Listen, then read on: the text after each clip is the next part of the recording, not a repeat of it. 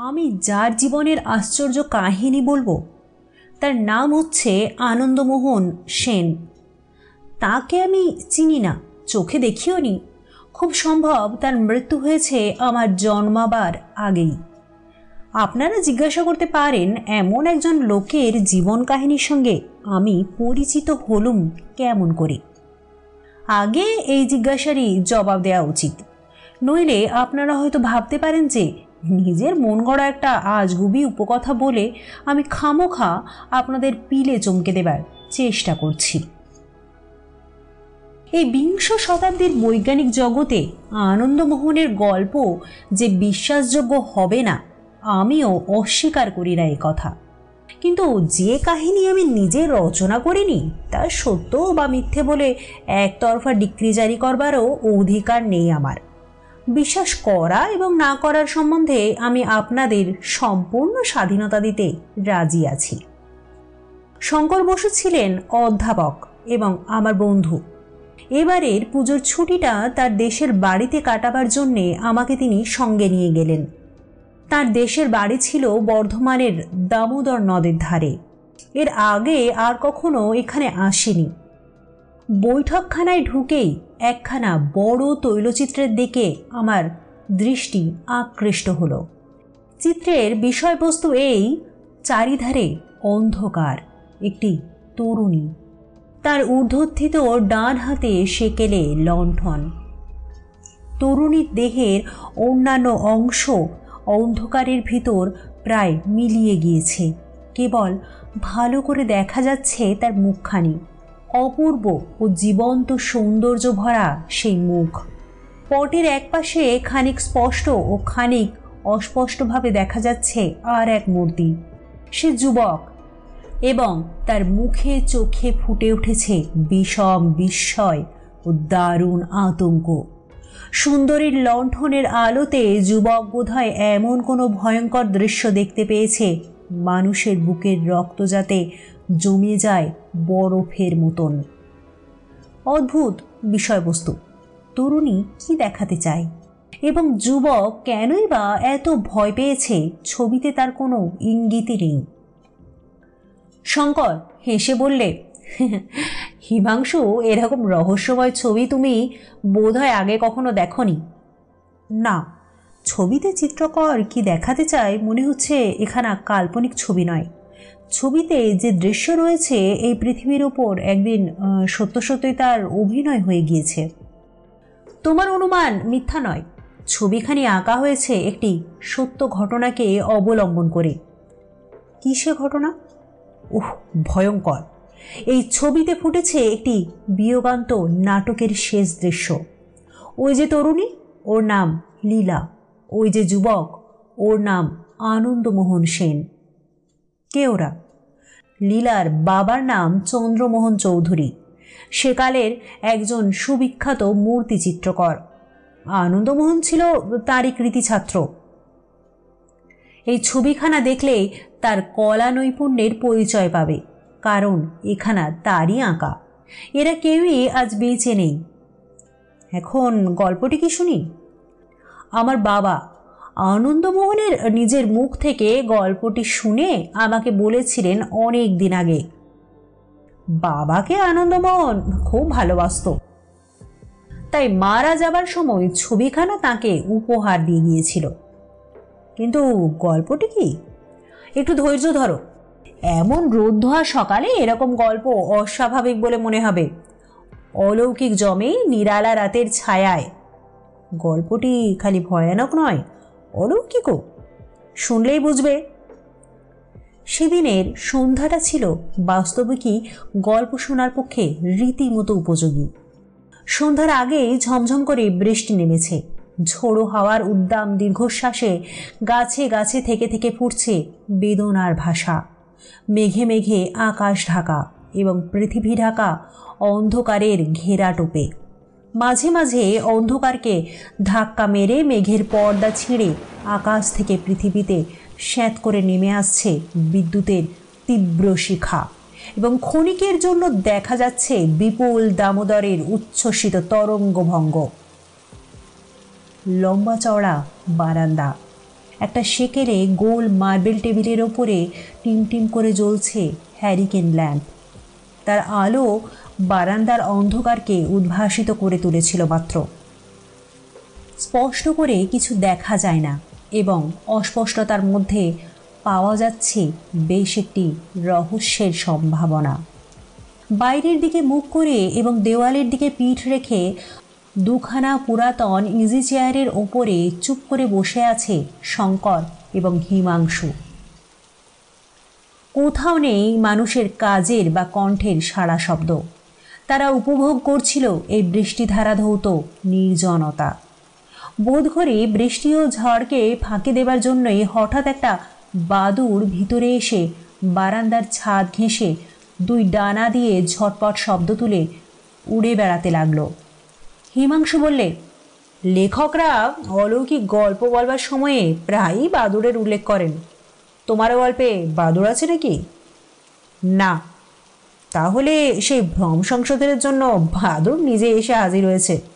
রসিক বাদুড়কে ধন্যবাদ। নাও এখন গল্প শুরু করো।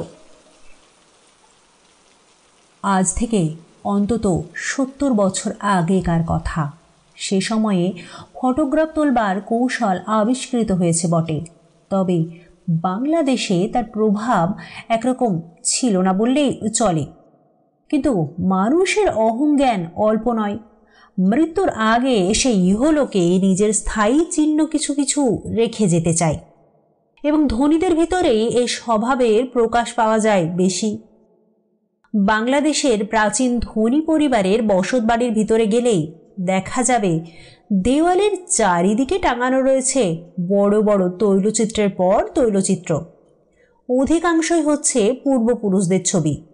আজকের ধনী এবং নির্ধনরাও সাধারণত ফটোগ্রাফের সাহায্যে নিজেদের নশ্বর চেহারাটা পৃথিবীতে বাঁচিয়ে রেখে যাবার চেষ্টা করে। কিন্তু সেকালে ছিল কেবল তৈলচিত্রের চলন। ধনীরা নিজেদের নশ্বর দেহগুলোকে অবিনশ্বর করবার জন্য বড় বড় চিত্রকরকে আহ্বান করতেন। সেকালকার গরিব আর সাধারণ গৃহস্থরা ইচ্ছা থাকলেও এ বিলাসিতাকে প্রশ্রয় দিতে পারত না, কারণ তৈলচিত্র আঁকাতে যত টাকার দরকার তত টাকা থাকতো না তাদের পকেটে বা ট্যাঁকে। চন্দ্রবাবু সেকালকার একজন নামজাদা মূর্তি চিত্রকর ছিলেন। শিল্পী সমাজে তাঁর ছিল ওস্তাদ বলে খ্যাতি এবং ধনী সমাজে তাঁর ছিল অতিশয় সমাদর। নিজেদের খোলস অর্থাৎ বাইরের চেহারাটাকে অমর করবার প্রত্যাশায় সেকালকার অনেক রাজা, মহারাজা এবং জমিদার আশ্রয় গ্রহণ করতেন সাগ্রহে। চন্দ্রবাবুর ছাত্রও ছিল কয়েকজন। অবসরকালে তিনি তাদের চিত্র সম্বন্ধে শিক্ষা দিতেন এবং ছাত্রদের মধ্যে তার সবচেয়ে প্রিয় ছিল আনন্দমোহন। আনন্দ ছিল যাকে বলে অনাথ। তার বাড়ি ঘর আত্মীয় স্বজন কিছুই ছিল না, কিন্তু আনন্দের চিত্রাঙ্কন পটুতা ও মিষ্ট প্রকৃতি দেখে তার প্রতি আকৃষ্ট হয়েছিলেন চন্দ্রবাবু।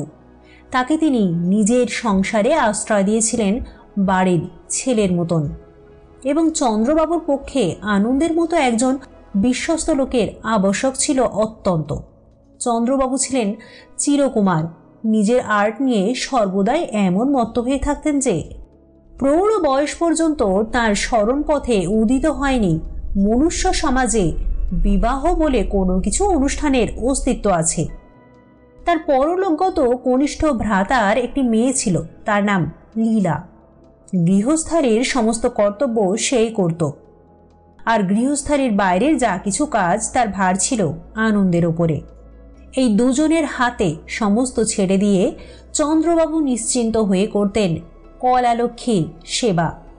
কলকাতার হট্টগোল চন্দ্রবাবুর মোটেই ভালো লাগতো না, অথচ তার পক্ষে কলকাতার সঙ্গে সম্পর্ক না রাখলেই নয়।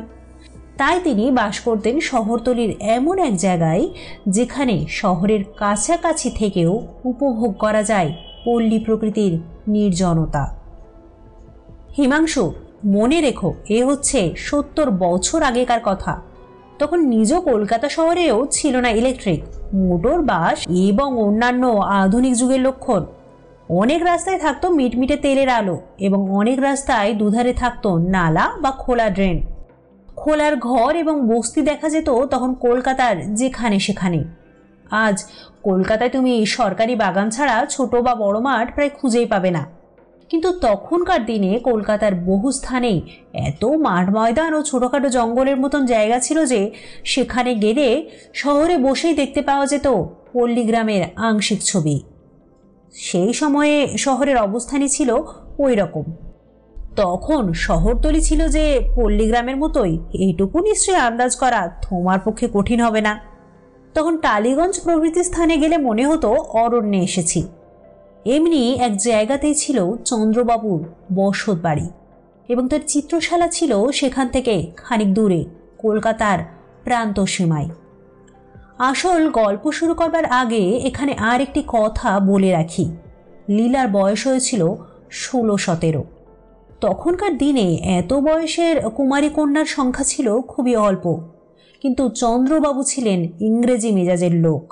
ব্রাহ্ম বা খ্রিস্টান না হলেও বিশ্বাস করতেন যে অল্প বয়সে মেয়ের বিয়ে দেওয়া উচিত নয়। কেবল পরমা সুন্দরী বললেও লীলার রূপের কথা ঠিকমতো বোঝানো যায় না। সে ছিল অদ্ভুত রূপসী।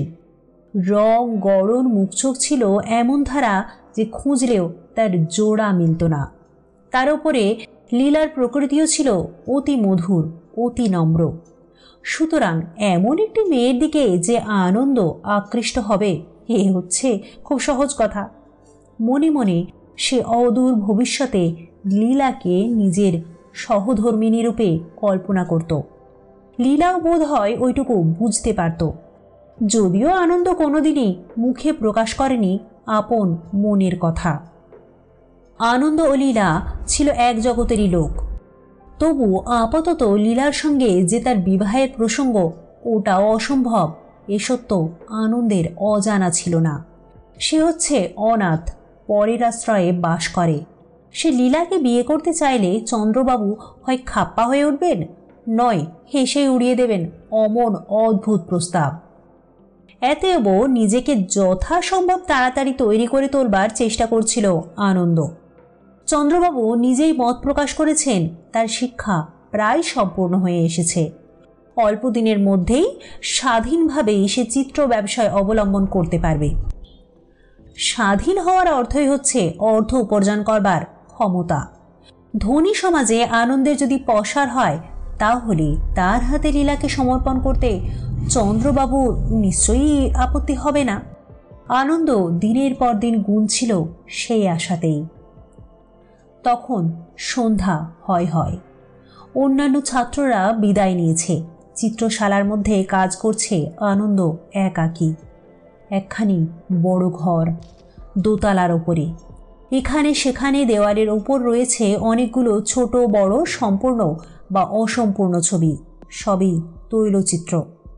তখনকার দিনে শিক্ষিত বাঙালি চিত্রকররা সাধারণত জলীয় রং বা ওয়াটার কালার ব্যবহার করতেন না।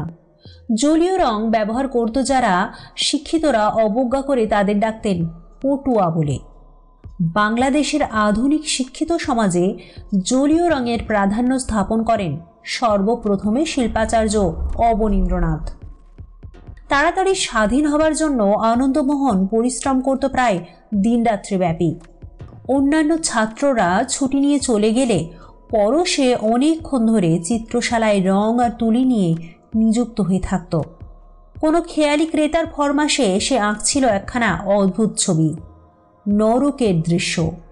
যমদূতেরা জনৈক পাপীকে ধরে অগ্নিকুণ্ডের মধ্যে নিক্ষেপ করতে উদ্যত হয়েছে। পাপীর মূর্তি প্রায় সম্পূর্ণ হয়ে এসেছে, কিন্তু আনন্দ বিপদে পড়েছে যমদূতগুলোকে নিয়ে। জ্যান্ত মানুষের সঙ্গে যমদূতের পরিচয় হয় না। আনন্দ কখনো দেখেনি যমদূত। তাদের চেহারা যে ঠিক কীরকম হওয়া উচিত আনন্দ কিছুতেই তা ধারণায় আনতে পারছে না। বিলাতি ছবিতে ডেমন ও ডেভিল প্রভৃতিকে দেখেছে। তাদের কালো কালো প্রায় মানুষের মতন চেহারা, কিন্তু তাদের মাথায় থাকে শিং, পিছনে থাকে লেজ এবং পায়ে থাকে গরু প্রভৃতির মতন খুর। কিন্তু যিনি ছবির ফরমাস দিয়েছেন তিনি হচ্ছেন নাকি পরম হিন্দু, গঙ্গা জল ছাড়া আর কোনো জল পান করেন না। আনন্দ অনায়াসেই ফিরিঙ্গি ডেমন ও ডেভিলের মূর্তি আঁকতে পারত, কিন্তু সেসব খ্রিস্টানি মূর্তি দেখলে হিন্দু ক্রেতার হিন্দুত্ব নিশ্চয়ই জখম হবে, আর ছবি আঁকা সম্ভবপর নয়। চিত্রশালার মধ্যে পুঞ্জীভূত হয়ে উঠবার চেষ্টা করছে সন্ধ্যার অন্ধকার। বাইরে ক্রমে ক্রমে স্তব্ধ হয়ে আসছে নাগরিক কোলাহল। তখনও তুলি হাতে করে আনন্দ দাঁড়িয়ে দাঁড়িয়ে ভাবছে, যমদূতদের, হিন্দু যমদূতদের কীরকম দেখতে? রাক্ষসের মতন, ভূত প্রেতের মতন? কিন্তু রাক্ষস আর ভূত প্রেতেরই বা চেহারা কীরকম হওয়া উচিত? তাদেরও তো আমি চোখে দেখিনি। অনেক মাথা ঘামিয়েও কুল কিনারা না পেয়ে আনন্দ শেষটা ধৈর্য হারিয়ে বলে উঠল, নিকুচি করেছে, যমদূতেরা জাহান্নামে যাক, আমি তাদের আঁকতে পারবো না।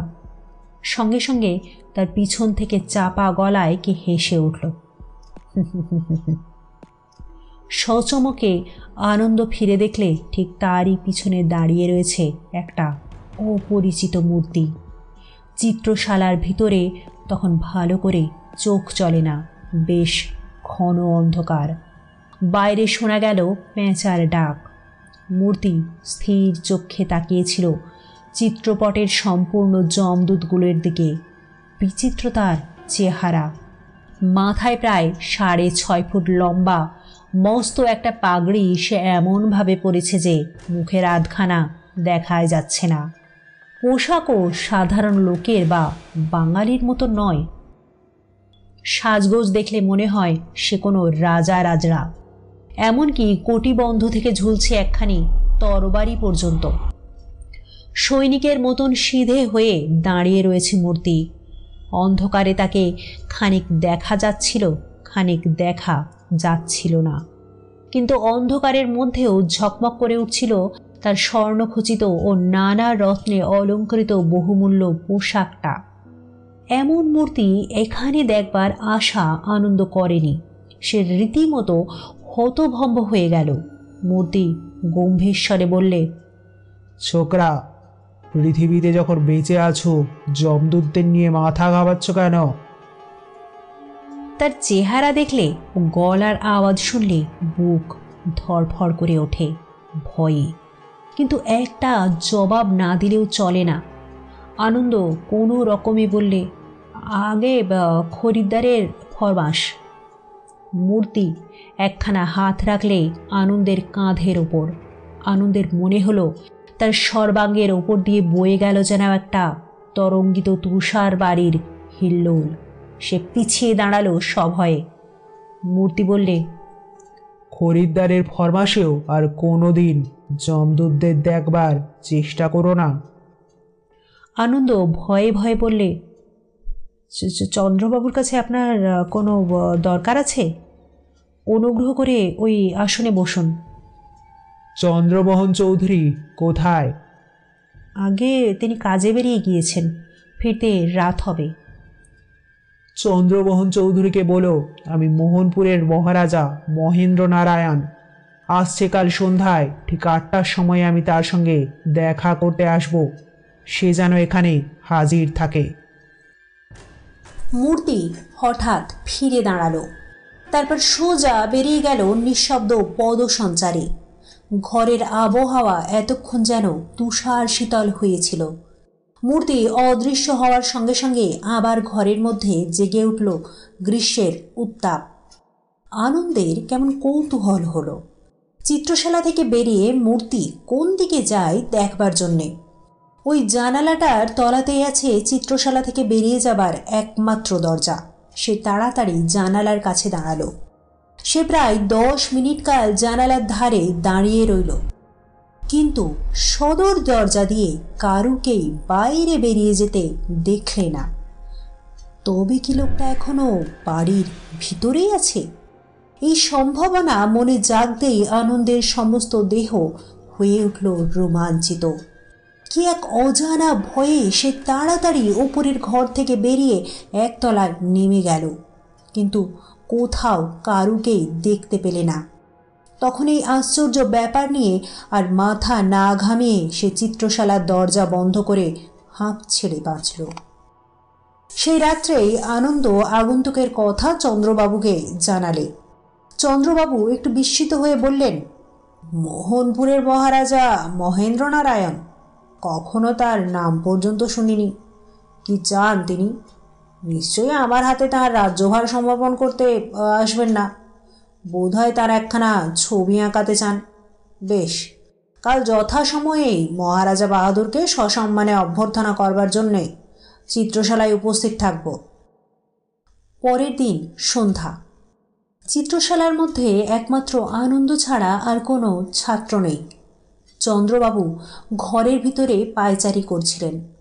হঠাৎ দাঁড়িয়ে পড়ে বললেন, 8টা তো বাজে বাজে, আনন্দ কই? এখনও তো কারো টিকি দেখতে পাচ্ছি না। আগে তিনি ঠিক 8টার সময়ে আসবেন বলেছেন। কি নাম বলছিলে? মোহনপুরের মহারাজ মহেন্দ্রনারায়ণ?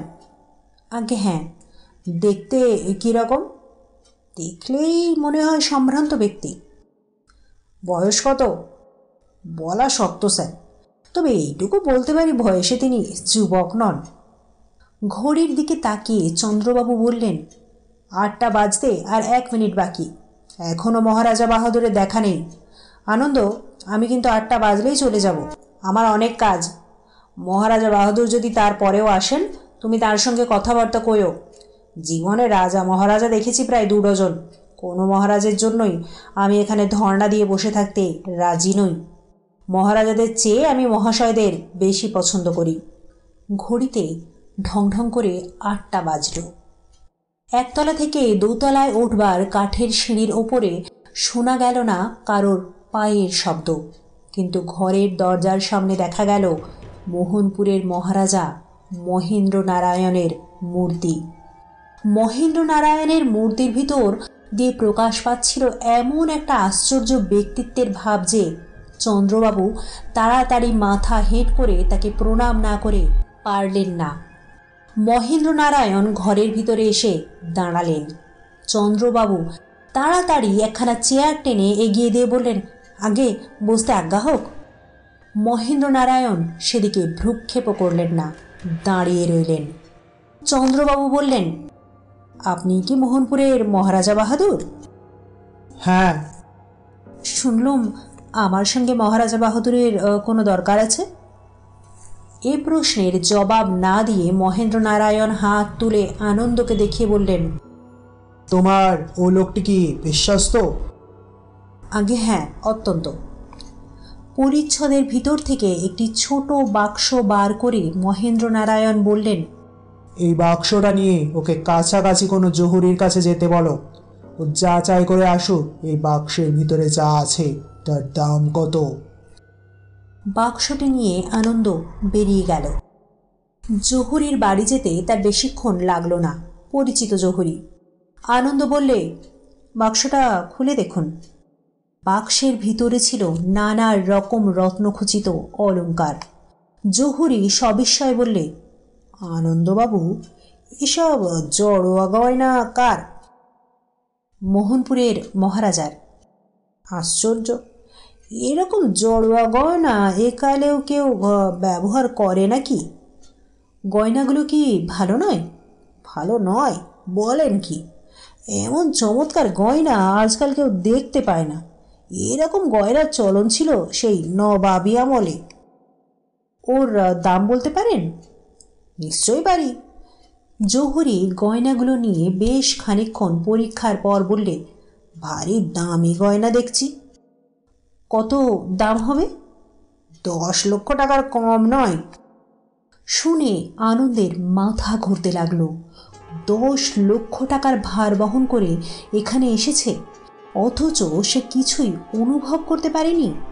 10 লক্ষ টাকা এত হালকা। ওদিকে আনন্দ ঘর থেকে বেরিয়ে আসবার পরে মহেন্দ্রনারায়ণ গম্ভীর স্বরে বললেন, শোনো চন্দ্রমোহন, এখানে আজ আমার মিনিট কয়েকের বেশি থাকবার উপায় নেই। কিছুদিন আগে কলকাতার এক রঙ্গালয়ে তোমার ভ্রাতুষ্পুত্রীকে আমি দেখেছিলাম। তাকে আমি বিবাহ করতে চাই। চন্দ্রবাবু সচকিত চোখে মহারাজার মুখের পানে তাকালেন। কি বললেন বুঝতে পারলেন না। অদ্ভুত প্রস্তাব।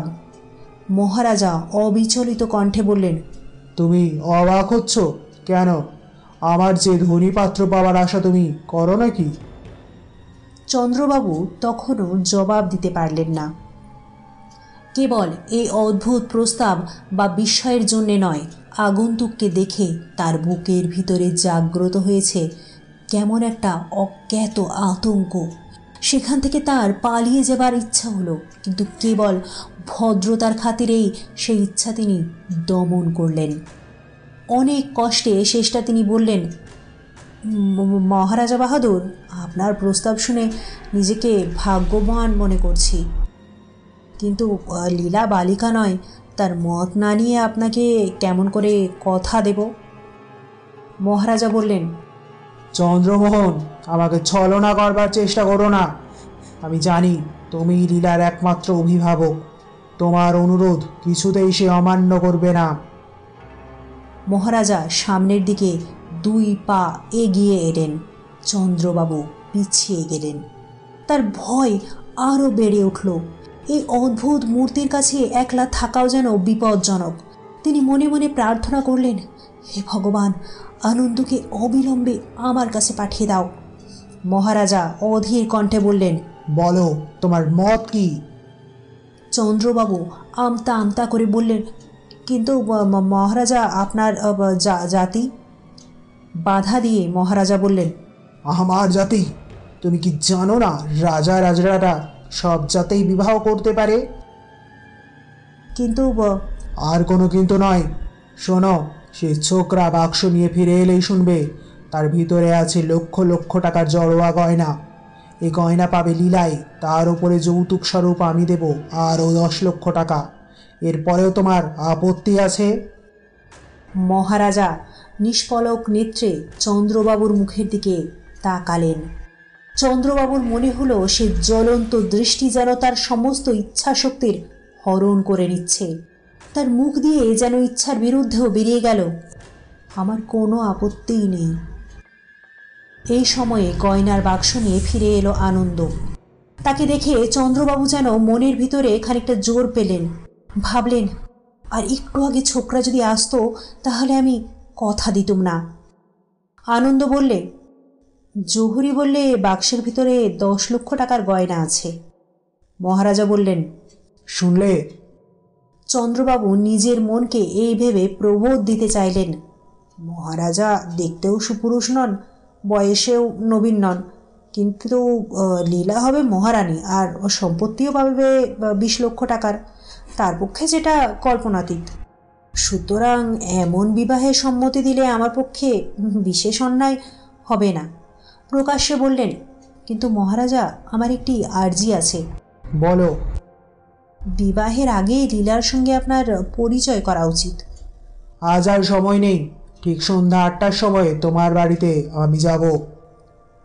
আমার ঠিকানা জানেন? জানি। গয়নার বাক্সটা তোমার কাছেই রেখে গেলাম। একটা রসিদ দিই। চলে যেতে যেতে মহারাজা বললেন, কোনো দরকার নেই। আমাকে ঠকাতে পারে এমন কোনো মানুষকে আমি জানি না। চন্দ্রবাবুর মনে হলো ঘরের ভিতর থেকে বেরিয়ে গেল যেন একটা অপার্থিব ছায়া। আনন্দ নিজের সন্দেহ ভঞ্জনের জন্যে আজও গিয়ে দাঁড়ালো জানালার ধারে। আজও মহারাজা বাহাদুরকে সদর দরজা দিয়ে বাইরে বেরোতে দেখলে না। ব্যাপারটা বড়ই আশ্চর্য, বড়ই অদ্ভুত, বড়ই ভয়াবহ। কিন্তু মুখে সে কিছুই প্রকাশ করলে না। আর এইসব কথা নিয়ে আলোচনা করবার মতন মনের অবস্থাও ছিল না তার। সে বুঝলে তার সুখের মেঘে আগুন লাগতে আর দেরি নেই। যাকে কেন্দ্র করে তার ভবিষ্যতের সমস্ত আশা আকাঙ্ক্ষা বিকশিত হয়ে উঠেছিল, এবারে সেই দেবীকে বিসর্জন দিতে হবে অশ্রুজলে। তবু সে স্বার্থপর হতে চায় না। লীলা যদি সুখী হয়, হোক সে মোহনপুরের মহারানী। পরের দিন সন্ধ্যা 8টার কিছু আগে চন্দ্রবাবু অতিথি সৎকারের জন্য আহার্যের আয়োজন করেছিলেন প্রচুর। ডিমের পরোটা, লুচি, পোলাও, মাংস, 3 রকম মাছ, 3 রকম নিরামিষ তরকারি, রুই মাছের ডিমের চাটনি, ইলিশ মাছের ডিম ভাজা, সন্দেশ, রসগোল্লা, দই, রাবড়ি ও ছানার পায়েস প্রভৃতি। লীলা নিজের হাতে সারা দিন ধরে এইসব রেঁধেছে, যদিও এখনও সে জানে না যে অতিথি আসছেন তার সঙ্গে তার ভবিষ্যতের সম্পর্ক কী। আনন্দও তার কাছে কোনো কথা ভাঙেনি, নিজের দুঃখ সে পুষে রেখেছে নিজের মনের ভিতরেই। বোধহয় তার মুখেও মনের ছায়া পড়েছিল কিছু কিছু, কারণ লীলা মাঝে মাঝে প্রশ্ন করছে, আনন্দবাবু, আপনার মুখ আজকে শুকনো দেখাচ্ছে কেন? আনন্দ সহাস্যে লীলার প্রশ্ন উড়িয়ে দিয়েছে এই বলে, শরীরটা আজ তেমন ভালো নেই। বাজল ৮টা। সঙ্গে সঙ্গে বৈঠকখানার দরজার সামনে দেখা গেল মহারাজা মহেন্দ্র নারায়ণ বাহাদুরকে। চন্দ্রবাবুর বুকের কাছটা ধক করে উঠল। এমন আকস্মিকভাবে মহারাজার আবির্ভাব তিনি প্রত্যাশা করেননি। মহারাজা আত্মপ্রকাশ করলেন যেন হাওয়ার ভিতর থেকেই। যদিও এমন চিন্তা হাস্যকর, তবু এই কথায় মনে হলো চন্দ্রবাবুর। কিন্তু বিস্মিত হলো না আনন্দ, সে এইটাই আশা করছিল। মহেন্দ্র নারায়ণ দরজার কাছ থেকেই বললেন, আমার হাতে আধ ঘন্টার বেশি সময় নেই। তোমার ভ্রাতুষ্পুত্রী কোথায়? চন্দ্রবাবু বললেন, দোতলায়। তবে দোতলায় চলো। মনে রেখো, কাঁটায় কাঁটায় 8:30টার সময়ে আমাকে এখান থেকে যেতে হবে।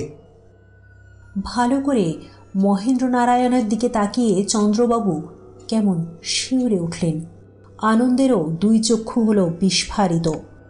মহেন্দ্র নারায়ণ আজ এসেছেন পদস্থ সৈনিকের বেশে, এবং তার সমস্ত মুখখানা স্পষ্টভাবে দেখা যাচ্ছে। আর সে কি মুখ! মুখের রং একেবারে হলদে, তার মধ্যে রক্তের চিহ্ন মাত্র নেই। চোখের তারার ওপর ও নিচের দিকেও দেখা যাচ্ছে সাদা অংশ। সে যেন কোনো উন্মাদগ্রস্তের চোখ। মাথায় লম্বা লম্বা রুক্ষ কটা চুলগুলো এসে পড়েছে কাঁধের ওপরে, যেন তেলের সঙ্গে তাদের সম্পর্ক ঘুচে গেছে বহুকাল। ওষ্ঠাধর কালো কুচকুচে, তাদের ঠেলে বাইরে বেরিয়ে পড়েছে দুপাশে 2টো সাপদের মতন হিংস্র হলদে রঙের লম্বা দাঁত। হঠাৎ দেখলে মনে হয় এ যেন অনেক দিন আগেকার গলায় দড়ি দিয়ে মরা মানুষের মুখ।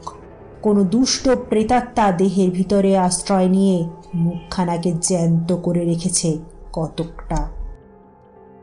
মনের ভাব প্রাণপণে গোপন করে চন্দ্রবাবু বললেন, বেশ, আসুন মহারাজা বাহাদুর, আমরা দোতলাতেই যাই।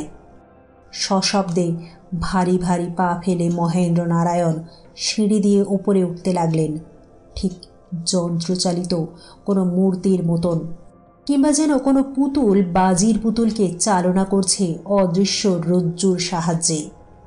উপরের ঘরে বসেছিল লীলা। মহেন্দ্র নারায়ণকে দেখে সে চমকে আড়ষ্ট হয়ে রইল কাঠের মতন। চন্দ্রবাবু বললেন, লীলা, ইনি হচ্ছেন মোহনপুরের মহারাজা বাহাদুর। লীলা নিজেকে সামলে নিয়ে তাড়াতাড়ি দাঁড়িয়ে উঠে 2 হাত জোর করে প্রণাম করলে। মহেন্দ্র নারায়ণ প্রায় আধ মিনিট ধরে লীলার দিকে তাকিয়ে স্তব্ধ হয়ে দাঁড়িয়ে রইলেন। তারপর হঠাৎ ফিরে পাশের ঘরের দিকে তাকিয়ে বললেন, চন্দ্রমোহন, একবার ওই ঘরে আবার সঙ্গে এসো। চন্দ্রবাবু বললেন, যাচ্ছি মহারাজা বাহাদুর। আপনার যখন সময় নেই তখন তাড়াতাড়ি খাওয়ার ব্যবস্থাটা করে যাই। মহেন্দ্র নারায়ণ অত্যন্ত বিস্মিত স্বরে বললেন, খাবার? চন্দ্রবাবু বললেন, মহারাজা বাহাদুর, আপনাকে খাবার শক্তি আমার কোথায়? সামান্য আয়োজন। সামান্য বা অসামান্য কোনো খাদ্যই আমি গ্রহণ করতে পারবো না।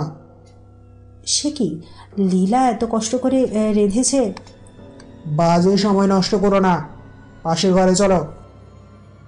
অগত্যা আর বাক্য ব্যয় না করে মহেন্দ্র নারায়ণকে নিয়ে চন্দ্রবাবু পাশের ঘরে গিয়ে ঢুকলেন।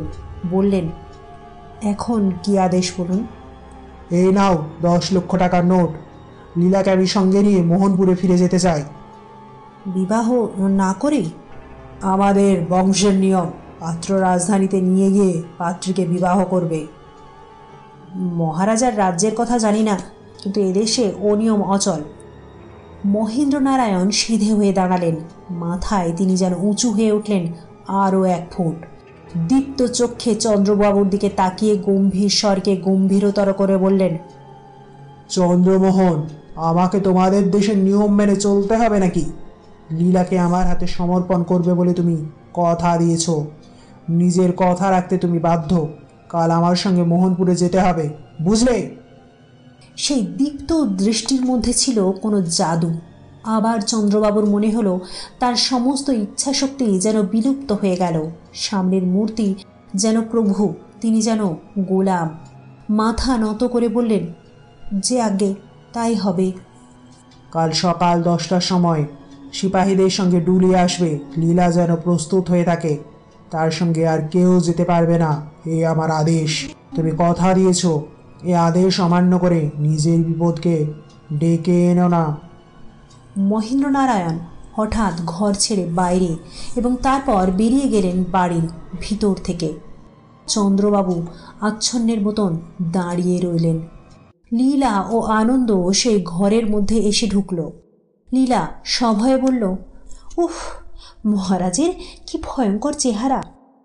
চন্দ্রবাবু যেন স্বপ্নাবিষ্টির মতো বললেন, ভয়ঙ্কর চেহারা?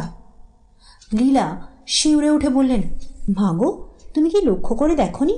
মহারাজ যতক্ষণ এখানে ছিলেন একবারও তার চোখের পাতা পড়েনি, ঠিক যেন মরা মানুষের চোখ। আনন্দ বললে, আমি আর একটা ব্যাপার লক্ষ্য করেছি। শ্বাস প্রশ্বাসের জন্যে জ্যান্ত মানুষের বুক ওঠে আর নামে, কিন্তু মহারাজার বুক ছিল একেবারে স্থির, ঠিক যেন মরা মানুষের বুক। চন্দ্রবাবু বললেন, তোমরা ভুল দেখেছ। মরা মানুষ কখনো চলে ফিরে কথা কয়? লীলা বললে, সে কথা সত্যি, কিন্তু আমি যদি একটি রাজ্য পাই তাহলেও তোমার মহারাজা বাহাদুরকে আবার চোখে দেখতে রাজি হব না। চন্দ্রবাবু শ্রান্ত স্বরে বললেন, আমি বললেও রাজি হবি না? লীলা আদর করে 2 হাতে তার গলা জড়িয়ে ধরে বললে, তুমি বললে সব পারি। পারিস তো? হ্যাঁ জ্যাঠামশাই। তাহলে শুনে রাখ, ওই মহারাজা বাহাদুরের সঙ্গে তোর বিয়ে হবে, আমি কথা দিয়েছি। লীলা দারুণ বিস্ময়ে চমকে উঠল। চন্দ্রবাবু আবার বললেন, কাল সকালে 10টার সময় তোকে মোহনপুরে নিয়ে যাবার জন্যে মহারাজার লোকজন আসবে। সঙ্গে আমরা কেউ থাকবো না, তোর বিয়ে হবে মোহনপুরেই। তার মনে হলো কেউ যেন জোর করে তাকে বাধ্য করলে এই কথাগুলো উচ্চারণ করতে। লীলা চেয়ে রইল বিস্ফারিত চক্ষে। চন্দ্রবাবু আবার বললেন, মহারাজা বাহাদুর তোর জন্যে 20 লক্ষ টাকার সম্পত্তি আমার হাতে দিয়ে গিয়েছেন। লীলা কিছু বললে না, কেবল মাথা করলে নত। লীলা মোহনপুর চলে গিয়েছে। তার অভাবে সমস্ত বাড়িখানা ঠেকছে ফাঁকা ফাঁকা। চন্দ্রবাবুর আর কিছু ভালো লাগে না। নিজেকে তার অপরাধী বলে মনে হয়। একজন অজানা, কেবল অজানা নয়, প্রাচীন বয়সী এবং ভয়াবহ রূপে কুৎসিত বিদেশির হাতে টাকার লোভে এমন করে লীলাকে সমর্পণ করা তার পক্ষে উচিত হয়নি কিছুতেই। না জানি তিনি লীলার চোখে হীন হয়ে পড়েছেন কতখানি। কিন্তু লীলা তো কিছুই জানে না, তার কোনো উপায় ছিল না। মহেন্দ্রনারায়ণ নিশ্চয়ই মায়াবী। সে যখনই এসেছে তখনই কি মন্ত্রগুণে তাকে বশ করে ফেলেছে। তার সামনে তিনি হারিয়ে ফেলতেন নিজের সমস্ত নিজস্ব। তার হাতে লীলাকে তিনি তুলে দিয়েছেন নিজের সম্পূর্ণ অজ্ঞাতসারেই। লীলার সঙ্গে দেখা হলে এই সত্যটাই তাকে বুঝিয়ে দিতে হবে। আনন্দ যে মন মরা হয়ে আছে সে কথা বলাই বাহুল্য। চন্দ্রবাবুর বাড়িতেও সে খুব অল্পক্ষণই থাকে। চিত্রশালায় গিয়ে দিনের অধিকাংশ সময়ে সে কাজকর্মের মধ্যে ডুবে থেকে ভুলবার চেষ্টা করে লীলার অভাব। 3 দিনের কাজ সে শেষ করে ফেলে একদিনে। প্রায় 1 মাস কেটে গেল, লীলার কোনো খবর নেই। একদিন আনন্দকে ডেকে চন্দ্রবাবু বললেন, ব্যাপার বড় ভালো বুঝছি না। কি ব্যাপার? যাবার সময় লীলা বলে গিয়েছিল নিয়মিতভাবে চিঠিপত্র লিখবে, কিন্তু 1 মাসেও তার একখানা চিঠিও এলো না। এর কারণ কি? হয়তো তার অসুখ করেছে। আমারও সেই ভাবনা হচ্ছে। এখন কি করা উচিত বলো দেখি? মোহনপুরে নিজে একবার যান না। মহারাজা যদি অসন্তুষ্ট হন? কেন? আমি গরিব, তুচ্ছ পোটো। সকলের সামনে আমাকে শ্বশুর বলে মানতে যদি তার মানে বাঁধে। তবু আপনার যাওয়া উচিত। এ কথা ঠিক, লীলার প্রতিও তো আমার কর্তব্য আছে। বেশ আনন্দ, কালকেই আমি মোহনপুরে যাত্রা করব।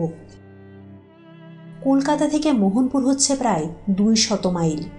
মোহনপুর হচ্ছে একটি ছোটোখাটো শহর। প্রধান রাজপথটি মাঝারি আকারের, সোজা চলে গিয়ে শেষ হয়েছে রাজবাড়ির ফটকের সামনে। ফটকের মুখে বন্দুক ঘাড়ে করে পাহারা দিচ্ছে সুসজ্জিত সিপাহী। প্রকাণ্ড প্রাসাদ, মাঝখানে মস্ত গম্বুজ। চন্দ্রবাবু সিপাহীর কাছে গিয়ে জিজ্ঞাসা করলেন, মহারাজা বাহাদুরের সঙ্গে দেখা হবে? ম্যানেজার বাবুকে জিজ্ঞেস করুন। তিনি কোথায়? ওই যে এদিকেই আসছেন। একটি প্রৌঢ় ভদ্রলোক রাজবাড়ির ভিতর থেকে বেরিয়ে আসছিলেন। চন্দ্রবাবু তাকে নমস্কার করলেন। ম্যানেজার বললেন, মশায়ের কি চাই? একবার মহারাজা বাহাদুরের দর্শন প্রার্থনা করি। আপনি কোথা থেকে আসছেন? কলকাতা থেকে। আপনি মহারাজ বাহাদুরকে চেনেন? কিছু কিছু চিনি। কী সূত্রে তার সঙ্গে আপনার পরিচয়? চন্দ্রবাবু ভেবেছিলেন মহারাজার সঙ্গে তার আসল সম্পর্কের কথা বাইরের কারোর কাছে ভাঙবেন না, কিন্তু এখন তাকে বাধ্য হয়ে বলতে হলো, মহারাজ বাহাদুরের সঙ্গে আমার ভ্রাতুষ্পুত্রীর বিবাহ হয়েছে। ম্যানেজার চমকিত চোখে চন্দ্রবাবুর মুখের পানে তাকালেন, বললেন, অসম্ভব। চন্দ্রবাবু আহত কণ্ঠে বললেন, কেন অসম্ভব কেন? আমার চেহারা হোমরা চোমরা নয় বলে আমার ভ্রাতুষ্পুত্রীও কি মহারাজের অযোগ্যা? না মশাই, তা নয়, আমি সেজন্য অসম্ভব বলছি না। তবে আমাদের মহারাজা এখনো বিবাহ করেননি। এইবারে চন্দ্রবাবুর বিস্মিত হবার পালা। খানিকক্ষণ স্তব্ধ থেকে বললেন, এত বয়সেও তার বিবাহ হয়নি? আমাকে কি এ কথা বিশ্বাস করতে হবে? মশাই কি বলছেন? আমাদের মহারাজা নরেন্দ্র নারায়ণ এইসবে 23-এ পা দিয়েছেন। চকিত স্বরে চন্দ্রবাবু বললেন, আপনাদের মহারাজা নরেন্দ্র নারায়ণ? হ্যাঁ, আমাদের মহারাজার ওই নাম। তবে কি তিনি কলকাতায় গিয়ে নাম ভারিয়েছিলেন? কলকাতায় কতদিন আগে তার সঙ্গে আপনার দেখা হয়েছিল? মাসখানেক আগে। ম্যানেজার এইবারে হেসে বললেন, মশাই কোনো জুয়াচরের পাল্লায় পড়েছেন। আমাদের মহারাজা সবে গেল হপ্তায় বিলাত থেকে ফিরেছেন। বিলাতে তিনি 8 মাস ছিলেন। চন্দ্রবাবুর মাথায় যেন বাজ ভেঙে পড়ল। তবে কি তিনি লীলাকে সমর্পণ করেছেন কোনো প্রতারকের কবলে? তবু তিনি একটা নতুন সম্ভাবনার ইঙ্গিত পেয়ে জিজ্ঞাসা করলেন, এখানে মহারাজা মহেন্দ্র নারায়ণ বলে কেউ আছেন? একালে নেই, সেকালে ছিলেন। মানে? মহারাজা মহেন্দ্র নারায়ণ ছিলেন বর্তমান মহারাজার পিতামহ। 60 বছর আগে তার মৃত্যু হয়েছে। চন্দ্রবাবু সেইখানে দাঁড়িয়ে রইলেন মন্ত্রাচ্ছন্ন স্তম্ভিতের মতন। তারপর তার মাথার দিয়ে খেলে গেল আর এক ভয়াবহ সম্ভাবনার বিদ্যুৎ। তাড়াতাড়ি তিনি বললেন, মহেন্দ্র নারায়ণের কোনো প্রতিকৃতি আছে? ম্যানেজার হেসে বললেন, আপনি সন্দেহভঞ্জন করতে চান? বেশ, আসুন। রাজবাড়ির বৈঠকখানায় মহারাজার পূর্বপুরুষদের অয়েল পেন্টিং আছে। প্রকাণ্ড বৈঠকখানা রাজকীয় ঐশ্বর্যে পরিপূর্ণ। দেওয়ালে দেওয়ালে বড় বড় নতুন ও পুরাতন মূর্তিচিত্র। একদিকে অঙ্গুলি নির্দেশ করে ম্যানেজার বললেন, ওই দেখুন মহারাজা মহেন্দ্র নারায়ণকে। শুনেছি তার মৃত্যুর 3 দিন আগে ছবিখানা আঁকা হয়। তিনি হঠাৎ মারা যান জলে ডুবে। তার দেহ খুঁজে পাওয়া যায়নি। কিন্তু এসব কথা চন্দ্রবাবুর কর্ণে প্রবেশ করছিল না। প্রায় বাক্যজ্ঞানহীন হয়ে তিনি চিত্রাঙ্কিত মহেন্দ্র নারায়ণের মুখের দিকে তাকিয়েছিলেন নিষ্পলক নেত্রে। এই তো লীলার স্বামী মহেন্দ্র নারায়ণ। তবে তিনি দেখেছেন এক অপার্থিব মৃত মুখ, আর এই মুখ হচ্ছে জীবন্ত মানুষের। আকাশ পাতাল তফাত, কিন্তু মুখ এক। চন্দ্রবাবুর মনে হলো ছবির মহেন্দ্র নারায়ণ যেন তাঁর দিকে তাকিয়ে ক্রূর উপহাসের হাসি হাসলেন। ম্যানেজার তার গায়ে হাত দিয়ে বললেন, মশাই সাড়া দেন না কেন? এখন আপনার সন্দেহ মিটল তো? স্বপ্নোদ্ধিতের মতন চন্দ্রবাবু বললেন, হ্যাঁ। কি বলছেন? হ্যাঁ, 1 মাস আগে এই মুহূর্তেই তো আমার বাড়িতে গিয়েছিল। পাগলের মতন প্রলাপ বকবেন না। চন্দ্রবাবু হঠাৎ হাহা করে হেসে উঠে বললেন, হ্যাঁ হ্যাঁ, পাগল পাগল এখনো হয়নি, এইবারে হব। বলতে বলতে তিনি অবশ হয়ে বসে পড়লেন গৃহতলে। রাত 9টার সময় চন্দ্রবাবু আহার শেষ করতেন। সেদিনও আনন্দের সঙ্গে তিনি আহারে বসেছিলেন। গতকাল তিনি মোহনপুর থেকে কলকাতায় ফিরেছেন। তার মুখ থেকে সব শুনেছে আনন্দ। দুজনেরই মনের অবস্থা ভালো নয়। কথা নেই কারুর মুখেই। হঠাৎ সজোরে বেজে উঠল সদর দরজার কড়া জোড়া। তারপর হলো দরজা খোলার শব্দ। চন্দ্রবাবু বিরক্ত কণ্ঠে বললেন, বেয়ারা, কেন দরজা খুলে দিলে? এত রাত্রে কে আবার জ্বালাতে এলো? সিঁড়ির ওপরে লঘু পদে দ্রুত শব্দ শোনা গেল। তারপরেই ছুটে ঘরের ভিতরে এসে ঢুকল লীলা। কিন্তু কি মূর্তি, কি বেশ! এলোমেলো এলানো চুল, যেন তেল জলের সঙ্গে বহুকালের সম্পর্ক নেই। অসম্ভব আতঙ্কে দুটো চোখ যেন বাইরে বেরিয়ে আসতে চাইছে। গাল দুটো গেছে ভিতরে বসে এবং থরথর করে কাঁপছে সারা গা। ধুলো কাদা মাখা পরনের কাপড়ে পাট নেই, জায়গায় জায়গায় ছেঁড়া, এবং সেখানা হচ্ছে সেই কাপড় যা পরে সে গিয়েছিল মোহনপুর। মাটির ওপরে ধপাস করে বসে পড়ে লীলা চেঁচিয়ে উঠল, জল জল, নইলে নইলে এক্ষুনি বুক ফেটে যাবে। আনন্দ তাড়াতাড়ি জল এনে দিলে। সে একসঙ্গে ঢকঢক করে 3 গ্লাস জল খেয়ে ফেললে, যেন তার নির্জল মরুযাত্রীর তৃষা।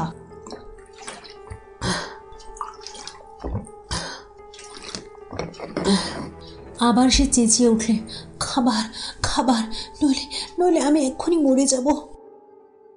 চন্দ্রবাবু নিজের খাবারের পাত্রগুলো তখনই তার দিকে ঠেলে দিলেন।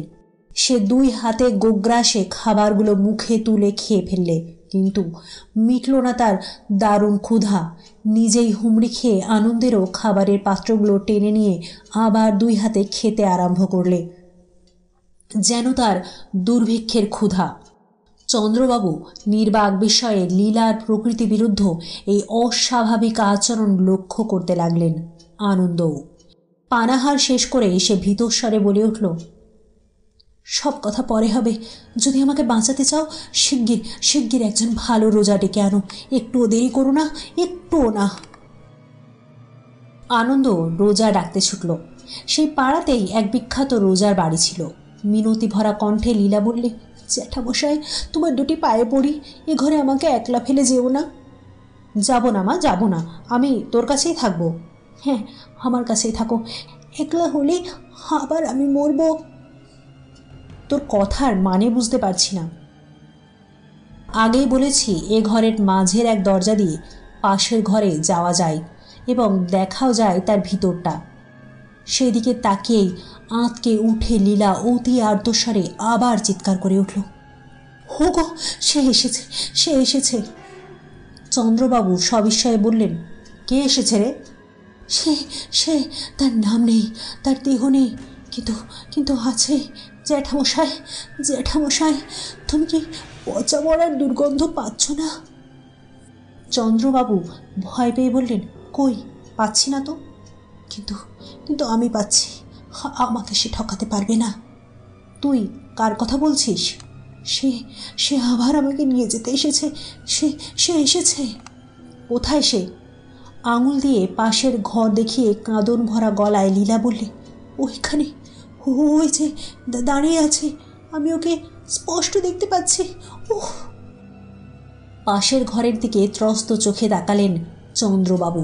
হ্যাঁ, ওখানে সুদীর্ঘ ছায়ার মতন কি একটা দেখা যাচ্ছে বলেই তো বোধ হচ্ছে। তারপর ভালো করে দেখে বুঝলেন তার চোখের ভ্রম। ওপর থেকে সমুজ্জ্বল আলোর আধার ঝুলছে, ছায়া বা কায়া কোনো কিছুই নেই ওখানে, খালি ঘর। বললেন, তুই ভুল দেখছিস লীলা, ও ঘরে কেউ নেই। 2 বাহু দিয়ে চন্দ্রবাবুকে জড়িয়ে ধরে লীলা আকুল স্বরে বললে, আছে আছে আছে, আমি ওকে স্পষ্ট দেখতে পাচ্ছি। ও আমাকে আবার নিয়ে যাবে। তুমি যদি একবার ছেড়ে যাও, ও আবার আমাকে নিয়ে যাবে। এমন সময়ে রোজাকে সঙ্গে করে আনন্দ পাশের ঘরে এসে দাঁড়ালো। রোজা ভিতরে এসে বললে, আমি এই ঘরে কোনো দুষ্ট আত্মাকে অনুভব করছি। হ্যাঁ, কোনো সন্দেহ নেই, দুষ্ট আত্মা, পিশাচ, পিশাচ। রাজা নলের দেহে যেমন শনি ঢুকেছিল, সেও তেমনি কোনো মানুষের মৃতদেহের মধ্যে ঢুকে পৃথিবীর ওপর অত্যাচার করে বেড়ায়, ভীষণ পিশাচ। আমাকে আগে এই ঘরে বসেই কাজ আরম্ভ করতে হবে। আনন্দ ভীত ও সন্দিগ্ধ নেত্রে পাশের ঘরে দাঁড়িয়ে চারিদিকে ফিরে ফিরে তাকাতে লাগলো, কিন্তু সন্দেহ করবার মতন কোনো কিছুই দেখতে পেলে না। অথচ এইটুকু অনুভব করতে পারলে ঘরের ভিতরে সে এবং রোজা ছাড়া অন্য কোনো হিংস্র ভয়ানকের অস্তিত্ব আছে। উত্তেজনার পর উত্তেজনায় চন্দ্রবাবুর দেহ ক্রমেই নেতিয়ে পড়ছিল, কিন্তু সেই অবস্থাতেই রোজার কথা শুনে রোমাঞ্চিত হয়ে উঠল তাঁর সর্বাঙ্গ। লীলা চোখের সামনে কি দেখতে পাচ্ছিল তা সেই জানে, কিন্তু এইবারে সে দুই চক্ষু দেয়ালে ঠেসান দিয়ে এলিয়ে পড়ল। রোজা মাটির ওপর আসন পিড়ি হয়ে বসে পড়ে মন্ত্র উচ্চারণ করতে উদ্যত হলো, এবং ঠিক সেই মুহূর্তে ঘরের ভিতরে এসে ঢুকলো একটা প্রবল দমকা হাওয়া। সঙ্গে সঙ্গে ছাদ থেকে বিলম্বিত আলোটা হলো নির্বাপিত। রোজা চিৎকার করে বললে, আলো, আলো, শিগগির আর একটা আলো আনো। অন্ধকারে ফুটে উঠেছে দুটো মারাত্মক দীপ্ত চক্ষু, এখনই সর্বনাশের সম্ভাবনা, শিগগির আলো, আলো, আলো। চন্দ্রবাবু আত্মহারার মতন এক লাফে দাঁড়িয়ে উঠে টেবিলের ওপর থেকে আলোটা তুলে ও ঘরের দিকে ছুটে গেলেন। লীলা তীক্ষ্ণ স্বরে কেঁদে উঠল, জ্যাঠামশাই, যাবেন না, যাবেন না, আমাকে একলা ফেলে যাবেন না জ্যাঠামশাই। আমি তোর সামনেই আছি মা, আলোটা ও ঘরে রেখেই আবার তোর পাশে এসে বসবো। বলতে বলতে চন্দ্রবাবু পাশের ঘরে গিয়ে আলোটা মেঝের ওপরে বসিয়ে দিয়েই আবার এ ঘরে ফিরে আসবেন। এমন সময় আচম্বিতে মাঝের দরজাটা বন্ধ হয়ে গেল সশব্দে। তার পর মুহূর্তেই লীলার কণ্ঠে জাগল পরিত্রাহী চিৎকারের পর চিৎকার। চন্দ্রবাবু পাগলের মতন মাঝের দরজার উপর ঝাঁপিয়ে পড়লেন। আনন্দ ও রোজা যোগ দিল তার সঙ্গে। ও ঘরের মধ্যে লীলার বিষম চিৎকার ও ব্যাকুল ক্রন্দন আরও বেড়ে গেল। তিনজনের সমবেত শক্তিও দরজার পাল্লা দুখানাকে এক চুল ফাঁক করতে পারলে না। তারপরে একেবারে স্তব্ধ হয়ে গেল লীলার কণ্ঠস্বর। ও ঘরের বারান্দার দিকে একটা দরজা খোলার শব্দ হলো, এবং তারপরে অকস্মাৎ খুলে গেল মাঝের ঘরের বন্ধ দরজাটা। যারা প্রাণপণে দরজা ঠেলছিল তারা সকলেই টাল সামলাতে না পেরে খোলা দরজার ভিতর দিয়ে ও ঘরের মেঝের ওপর পড়ে গেল হুমড়ি খেয়ে। আলো এনে দেখা গেল ঘরের মধ্যে কেউ নেই। আনন্দ বারান্দায় যাবার খোলা দরজা দিয়ে ছুটে গেল বাইরে। সেদিন উঠেছিল প্রতিপদের চাঁদ, চারিদিক করছে ধপধপ।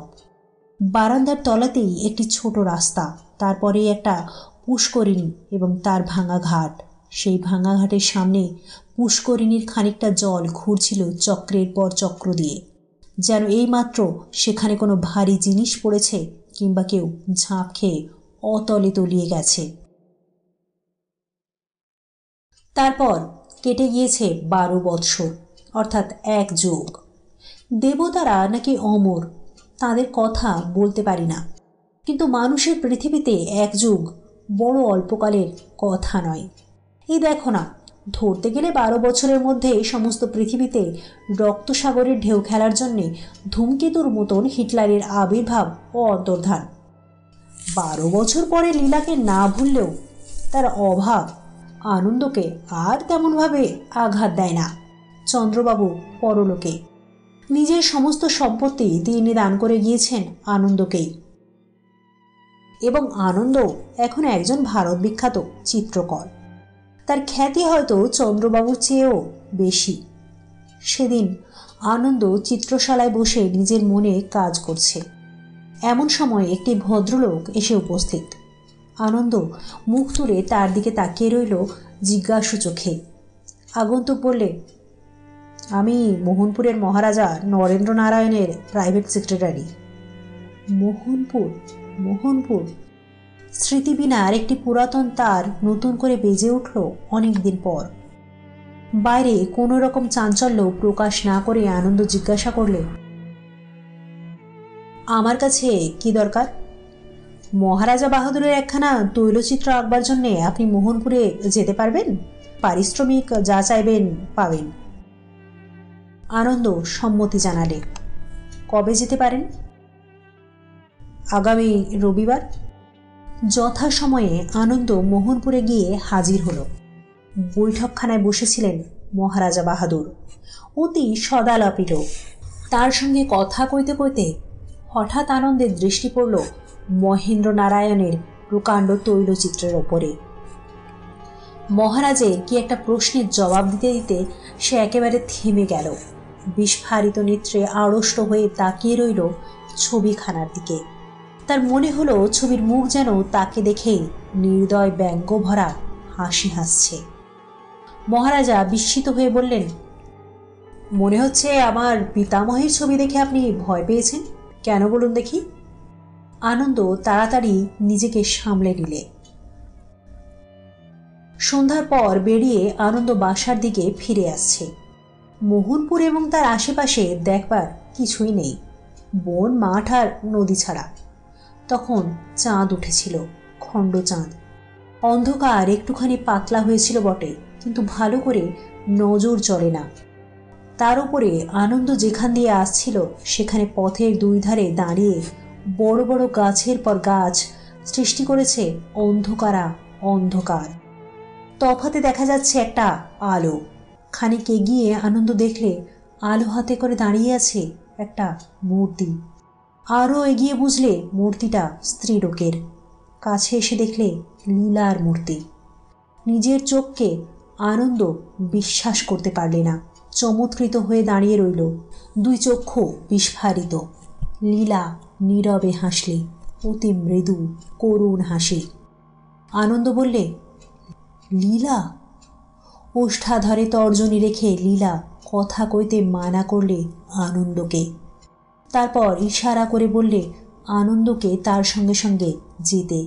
তারপর সে অগ্রসর হলো। লীলার পিছনে পিছনে যেতে যেতে তার হাতের লণ্ঠনের আলোতে আনন্দ এটাও লক্ষ্য করলে আজও সে পড়ে আছে সেই কাপড়খানায় যা পরে যাত্রা করেছিল মোহনপুরের দিকে। বন এত নিস্তব্ধ যে একটা ঝিঝি পোকাও ডাকছে না, গাছের একটা পাতার শব্দও হচ্ছে না। মরে গিয়েছে পৃথিবী। এটা যেন ইহলোক নয়, পরলোক। বন শেষ, নদীর ধার, কিন্তু জলকলরোল শোনা যায় না। মরা চাঁদের আলো, বাতাসের দম বন্ধ। একখানা পুরনো বাড়ির খানিকটা ভেঙে পড়েছে, খানিকটা দাঁড়িয়ে আছে। লীলা তার ভিতরে গিয়ে ঢুকলো, একখানা মস্ত ঘর। তারই মধ্যে গিয়ে দাঁড়ালো লীলা এবং আনন্দ। ঘরের মাঝখানে রয়েছে প্রকাণ্ড পালঙ্ক, চারিধার তার মশারি দিয়ে ঘেরা। মৌন মুখে ধীর পদে এগিয়ে গিয়ে লীলা মশারির কাপড় টেনে তুললে। খাটের ওপরে একেবারে সিধে হয়ে বসে আছে মোহনপুরের মহারাজা মহেন্দ্র নারায়ণের ভীষণ মূর্তি। বিকট চিৎকার করে আনন্দ মূর্ছিত হয়ে পড়ল। পরদিন প্রভাতে নদীর ধারে মোহনপুরের শ্মশানে আনন্দকে পাওয়া গেল। তখনও তার মূর্ছা ভাঙেনি। তার কাছে ছিল একটা সেকেলে লণ্ঠন।